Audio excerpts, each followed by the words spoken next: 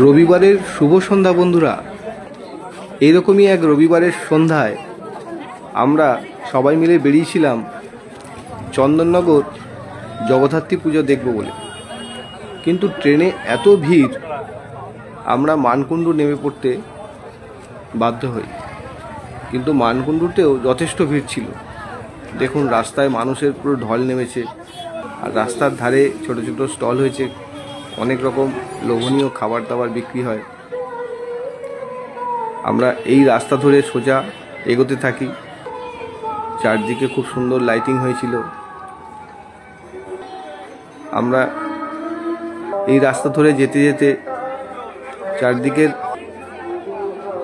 সব দৃশ্য ক্যামেরাবন্দি করি, কারণ অনেকেরই ইচ্ছে হয় চন্দননগর মানকুণ্ডু ওদিকে জগদ্ধাত্রী ঠাকুর দেখতে যাওয়ার, কিন্তু সময়ের অভাবে বা বয়সজনিত কারণে অনেকে যেতে পারেন না, কারণ প্রচণ্ড ভিড় হয়।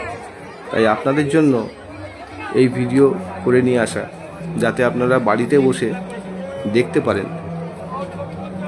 দেখুন, এটা আমাদের প্রথম মণ্ডপ স্টেশন থেকে বেরিয়ে কিছুটা যাওয়ার পরে। মণ্ডপটি খুবই সুন্দর হয়েছিল। এত ভিড়ের মধ্যেও গিয়ে এই মণ্ডপটি দেখে মন ভরে গিয়েছিল। যেরকম মণ্ডপ সজ্জা ঠিক তেমনই প্রতিমা। আর সবাই তো তখন ক্যামেরাম্যান, সঙ্গে আমিও, সবাই নিজের আত্মীয় পরিজনদের জন্য ছবি তুলছে, ভিডিও করছে, অনেকে লাইভ করেও দেখাচ্ছে। তা আমিও আপনাদের জন্য অনেক কষ্টে এই ভিডিওটা করে এনেছি। আপনারা দেখবেন। মণ্ডপের ভেতরে দেখুন কত সুন্দর সাজিয়েছে, আর প্রতিমাও খুবই সুন্দর। আমরা অনেকক্ষণ সময় নিয়ে এই মণ্ডপ সজ্জা দেখলাম এবং এই ভিড়ের মধ্যে ধাক্কা খেতে খেতে এই ভিডিও বানালাম। দেখুন সবাই, মণ্ডপের ভিতরে এত সুন্দর, চোখ ধাঁধিয়ে যাচ্ছিল। আস্তে আস্তে আমরা এগিয়ে চললাম।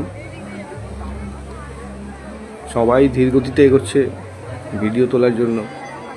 আর প্রতিমাটি দেখুন, অপূর্ব।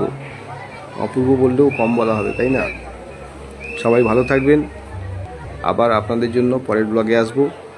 ভালো লাগলে অবশ্যই লাইক, কমেন্ট ও শেয়ার করে পাশে থাকবেন। ধন্যবাদ।